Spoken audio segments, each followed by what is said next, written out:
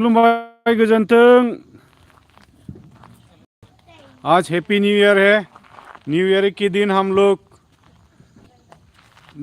दिन हम लोग भगवान से आशीर्वाद दुआ मांगने जा रहे हैं। चर्च में जा रहे हैं हम लोग। आज नया साल में हमारा मनोकामना सब अच्छी तरह से हो जाए। गोदान बोसोरनि थाखाय ईश्वर आल्लाहनाव आरज गाबनो थांनो रेडि जागासिनो दं जों नै गासिबो। माखासे टीमा फैयाखै जोंना।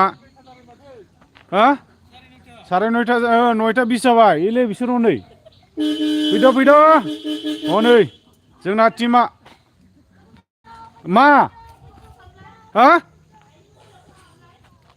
बे कल खालाम मामानि मबाइलाव कल खालामलाय। मामानि मबाइल कल खालामलाय।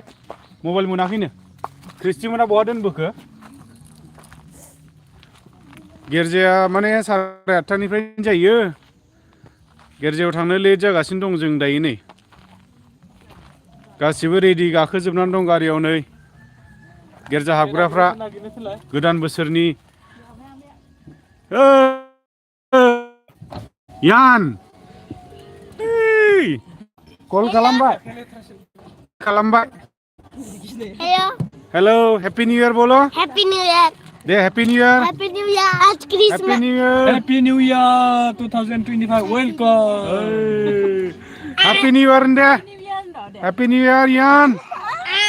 आज जीसस का बर्थडे था। जीसस का बर्थडे नहीं आज।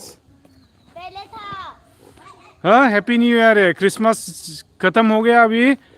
क्या आया? हैप्पी न्यू ईयर आया है। ऊपर बैठ। दे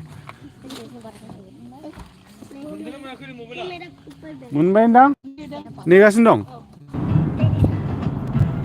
समायना ओरैनो रायलाइन उल्टी आ रहा है। गाड़ी गाखोनो हाला।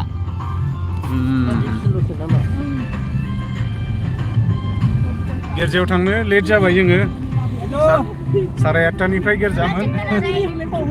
8:30निफ्रायनो गिर्जामोन। नै 9:30 जाबाय दायो नै। बोसोर गोदाननि इसोरनाव आरज गाबनो थांदों जों।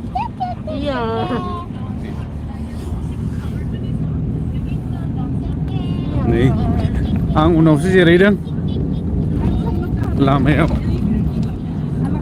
उदालगुरि मिशन।